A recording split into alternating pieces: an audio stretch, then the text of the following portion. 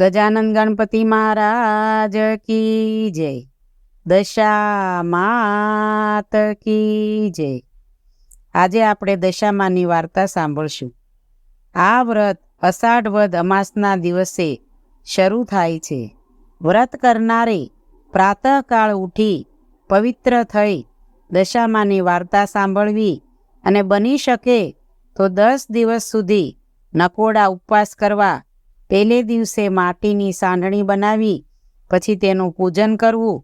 10મે દિવસે તે સાંઢણીના જળમાં પધરાવી 5 વર્ષ પૂરા થાય વ્રતનું ઉજવણું કરવું. ઉજવણીમાં 1 રૂપાની સાંઢણી દાનમાં આપવી. આ વ્રતથી ખરાબ દશા પલટાય છે અને સુખ મળે છે. એક ગામમાં નદી કિનારે રાજાનો મહેલ હતો.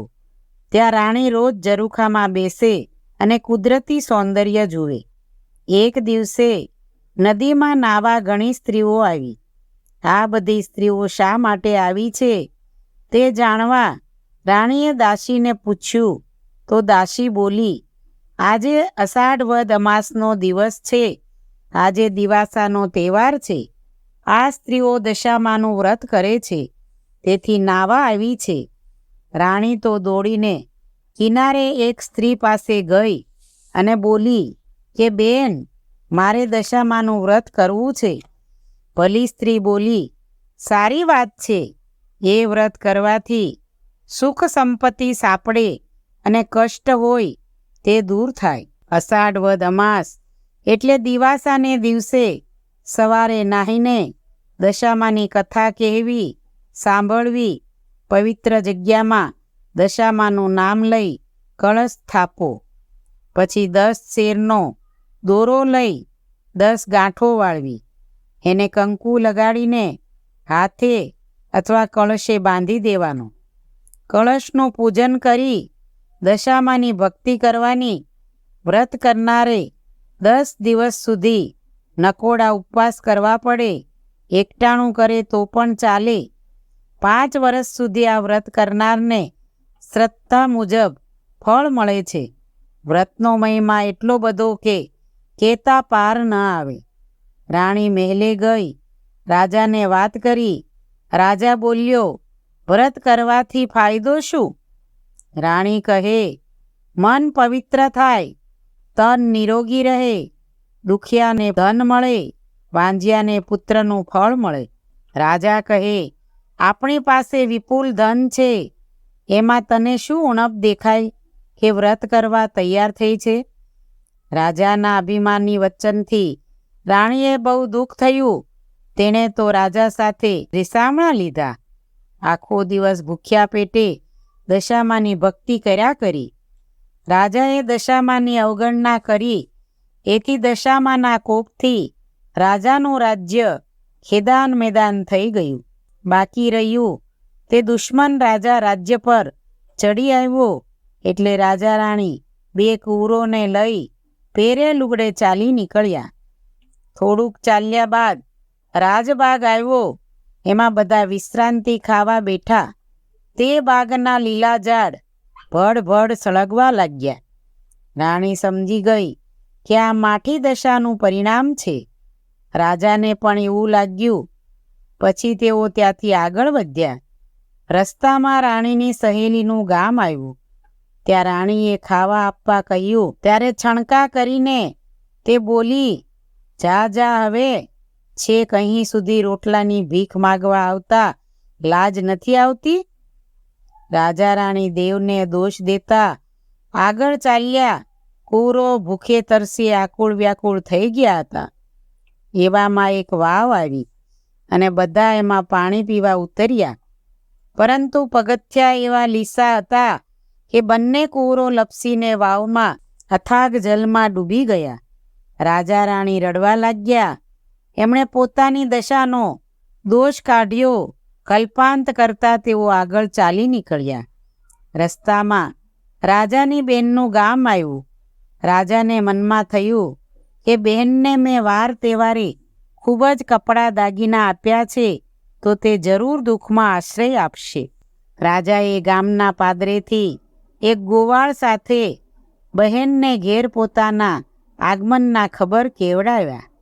બેને સંદેશો સાંભળ્યો.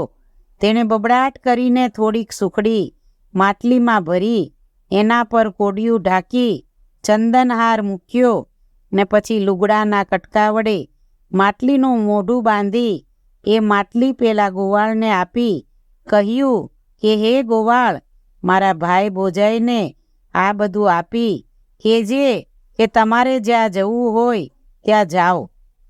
રાજાએ બહેનની ભેટ સ્વીકારી, પણ તેના વચનો હાડોહાડ લાગી આવ્યા હતા. રાણીએ રાજાને કહ્યું, હે નાથ, બહેનનું હેત કોઈ જોઈ લીધું ને? આ તો સુખની સગી હતી. દુઃખમાં ભાઈ કોણ અને ભોજાઈ કોણ? જગતમાં બધી સ્વાર્થની સગાઈ છે. ગામના પાદરે આવેલ ઝાડ હેઠળ બેસી રાજાએ માટલી ઉગાડી તો કોડિયામાં મૂકેલો ચંદનહાર વીછી થઈ ગયો. રાણીને કહ્યું, જોયું બહેનનું હેત? રાજાએ માટલી હલાવી કોડિયાને વીછી સાથે દૂર ફેંકી દીધું. માટલીમાં જોયું તો સુખડીને બદલે માટીના ઢેફા હતા. રાજા સમજી ગયો કે બહેન કદી આવું હલકાપણું ન બતાવે, પરંતુ ભાગ્ય રૂઠ્યું છે એથી આવું થાય છે. આમ વિચારી રાજાએ હિંમતથી પેલું કોડિયું વીછી સાથે ઉપાડીને માટલી ઉપર ઢાંકી દીધું અને માટલીનું મોઢું બાંધીને અને ઝાડને નીચે જમીનમાં દાટી દીધું. આગળ જતા તરબૂચની વાડી આવી એટલે રાણીએ વાડીના રખેવાળ પાસે એક તરબૂચ ખાવા માંગ્યું. રખેવાળે 2 તરબૂચ આપતા કહ્યું, બહેન, અત્યારે તરબૂચ ખાવાથી આખી રાત ઓડકાર આવશે. સવારે ખાજો અને જ્યાં જવું હોય ત્યાં જજો. આમ કહી રખેવાળે વાડીના દરવાજા બહાર 2 ખાટલા ઢાળ્યા. એકમાં રાણી સૂતી અને બીજામાં રાજા સૂતો. પેલા 2 તરબૂચ રાજાએ ખાટલામાં રાખ્યા હતા. હવે બન્યું એવું કે એ પ્રદેશના રાજાના 2 કુંવરો શિકાર કરવા ગયેલા. એ સાંજ સુધી પાછા ન ફરતા રાજાએ સિપાઈઓને કુંવરોની શોધ માટે દોડાવ્યા હતા. આ બાજુ રાણી રાજા રાણીના કર્મ ભાગ્યે ખાટલામાં રાખેલા 2 તરબૂચ એકાએક ગુમ થયેલા કુંવરોના મસ્તક બની ગયા. રાજાને આ બાબતની ખબર ન પડી. સવાર પડતા પેલા રાજાના સિપાઈઓ શોધતા શોધતા તરબૂચની વાડી આગળ આવી પહોંચ્યા. ત્યાં રાજાના ખાટલામાં ગુમ થયેલા કુંવરોના લોહીથી તરબોળ થયેલા મસ્તક જોઈ તેઓ સમજ્યા કે આ માણસે કુંવરોને મારી નાખ્યા છે. તેથી તેમને રાજાને પકડી લીધો. આ ધમાલમાં રાણી જાગી ગઈ એટલે તેને પણ બંદીવાન બનાવી બંનેને રાજા પાસે લઈ જઈ તરબૂચમાંથી બનેલા કુંવરોના મસ્તક બતાવીને કહ્યું કે મહારાજ, આ લોકોને કુંવરને મારી નાખ્યા છે. રાજાએ બંનેને કેદખાનામાં જુદી જુદી કોટડીમાં પૂરી દીધા. રાણીને ઘણીવાર મનમાં થતું કે મારા પતિએ દશામાના વ્રતની અવગણના કરી છે, તેથી જ કુટુંબના માથે દુઃખના ડુંગર તૂટી પડ્યા છે. માટે અષાઢ માસમાં દશામાનું વ્રત કરી માને રીઝવું. શ્રાવણ મહિનો બેસવાના 1 દિવસ પહેલાં રાણીએ કેદખાનાના ઉપરીને કહ્યું કે ભાઈ, આવતીકાલે દિવાસો છે અને હું દિવાસાના દિવસે દશામાનું વ્રત કરું છું. માટે વ્રત કરવા દેશો તો તમારું ભલું થશે. ભલા ઉપરીએ ધર્મના કામમાં ના પાડી નહીં અને જોઈતી સામગ્રી લાવી આપવા વચન આપ્યું. દિવાસાના દિવસે સવારે નાહીને રાણીએ 10 શેરનો દોરો લઈ તેને 10 ગાંઠો વાળી કંકુ લગાડ્યું. પછી માનું નામ લઈ કળશની સ્થાપના કરી તે દોરાને કળશ સાથે બાંધી દીધો. પછી કળશનું પૂજન કરી આખો દિવસ દશામાની ભક્તિ કરી ભૂખ્યા પેટે સૂઈ ગઈ. આવી રીતે 10 દિવસ નકોડા ઉપવાસ કરી રાણીએ વ્રત પૂરું કર્યું. એ રાતના રાણી 10 મુઠ્ઠી ઘઉં ભરી માટીની સાંઢણી બનાવી અને સવારે નદીમાં પધરાવી દીધી. એ રાતના ત્યાં રાજાને સ્વપ્નમાં દશામાએ આવીને કહ્યું કે હે રાજા, તે કેદ કરેલા સ્ત્રી પુરુષ તારા કુંવરોના અત્યારા નથી, પણ દૂરના રાજ્યના રાજા રાણી છે, માટે તેને છોડી દે. તમારા કુંવરે જે શિકાર ગયા હતા તે તેના મોસાળમાં છે. તેઓ કાલે સવારે હેમખેમ તારા મહેલે આવી પહોંચશે. તે જે લોહી નીતરતા મસ્તકો જોયા હતા તે માયાવી મસ્તકો હતા, માટે શોક ન કરીશ. સ્વપ્ન પૂરું થયું ને રાજા તો જાગી ગયો. તેને ઊંઘ આવી નહીં. સવાર પડતા જ તે ગુમ થયેલ બે કુંવરો મારતે ઘોડે મહેલે આવી પહોંચ્યા. રાજા કુંવરોને ભેટી પડ્યો ને આખા મહેલમાં આનંદ છવાઈ ગયો. પછી તે રાજાએ પેલા બંદીવાન રાજા રાણીને માન સહિત મહેલે બોલાવી તેમને આવકારી જમાડી ને કહ્યું કે ક્ષમા કરજો, તમે નિર્દોષ છો.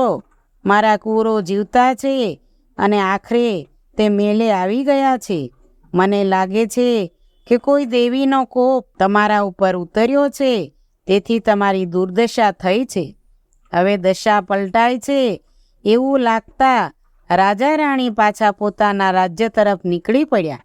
રસ્તામાં રાજાની બેનના ગામનું પાદર આવ્યું એટલે રાજાએ અગાઉ ઝાડ નીચે દાટી દીધેલી માટલી કાઢી અને મોઢે બાંધેલું લુગડું છોડ્યું તો માટલીમાં સુખડી ભરેલી હતી તે બંનેએ ખાધી. પછી રાણીએ કહ્યું, નાથ, હવે આપણી વેળા વળી છે, માટે ધીમે ધીમે સર્વ સારાવાના થશે. આગળ જતા પેલી વાવ આવી. આવતી વખતે દશામાએ વાવમાંથી બંને કુંવરોને અદૃશ્ય રીતે ઉઠાવી લીધા હતા. તે રાજા રાણીને પાછા સોંપવા દશામાં ડોશી બની બંને કુંવરોને આંગળીએ વળગાડીને રાજા રાણી પાસે આવી કહેવા લાગ્યા, હે વટે માર્ગો, આ કોઈ રૂપાળા છોકરા ભૂલા પડ્યા છે તો તમે તેમને લઈ જાઓ. રાજા રાણી પોતાના કુંવરોને ઓળખી ગયા. ચતુર રાણી દશામાને ઓળખી ગઈ. દશામાએ કહ્યું, તારા પતિએ મારા વ્રતની અવગણના કરી, તેથી મારી દશા બેઠી હતી. મારા વ્રતનું તને પારખું થઈ ગયું છે, એટલે તમે મારા વ્રતનો મહિમા સર્વને સમજાવજો. વ્રત કરનાર જરૂર સુખી થશે. રાજા રાણીને કુંવરોએ દશામાને નમન કર્યું અને તે આશીર્વાદ આપી અંતર્ધ્યાન થઈ ગયા. આગળ ચાલતા રાણીની સહેલીનું ગામ આવ્યું તો સહેલીએ બધાને આવકાર આપ્યો અને થોડા દિવસ પોતાને ઘેર રોકાઈ જવા ભાવપૂર્વક કહ્યું. રાણી બોલી કે બહેન, હવે અમારી દશા સુધરી ગઈ છે. ખરાબ દશા હતી ત્યારે મને ભિખારણ કહી હતી, માટે બેન તારે ત્યાં અમે કંગાળ શોભીએ નહીં. ત્યાંથી નીકળી બધા રાજબાગ આગળ આવ્યા તો બાગમાં બધા ઝાડ સુકાઈ ગયેલા હતા. ઠેર ઠેર સુકાઈને ખરી પડેલા પાંદડાના ડગલા પડ્યા હતા, પણ બધા બાગમાં દાખલ થયા. તે સાથે જ બાગ લીલોછમ બની ગયો. આ જોઈ રાણીએ રાજાને કહ્યું, જોયું ને, આપણી દશા ફરી, એટલે આપણે જ્યાં જઈએ છીએ ત્યાં વધાવી લેવામાં આવે છે. માળીએ આખા ગામમાં સમાચાર ફેલાવ્યા એટલે પ્રજામાં હર્ષ વ્યાપી ગયો. બધા બાગ આગળ આવ્યા. દુશ્મન રાજા, જેણે આ રાજાનું રાજ્ય પચાવી પાડ્યું હતું, તે આ રાજ્યનો કબજો લીધા પછી બહુ હેરાન થઈ ગયો. તેથી તે અસલ રાજાને રાજ્ય પાછું સોંપવા માગતો હતો.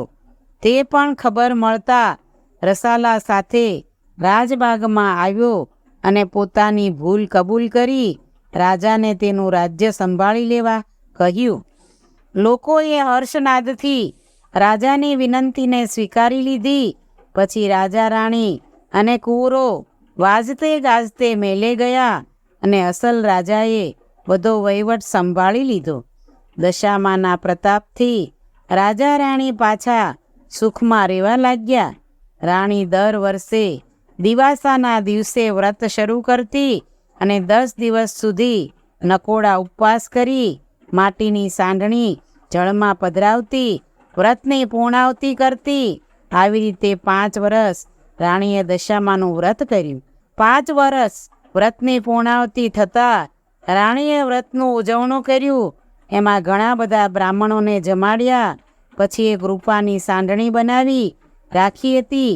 એ ગામમાં મોટા પંડિતને દાનમાં આપી તેના આશીર્વાદ મેળવ્યા. હે દશામાં, જેવી રીતે તમે રાજા રાણીની દશા વાળી તેવી તમારું વ્રત કરનાર, તમારી કથા વાંચનાર અને તમારી કથા સાંભળનારને દશા વાળજો અને સર્વનું કલ્યાણ કરજો. બોલો દશામાની જય.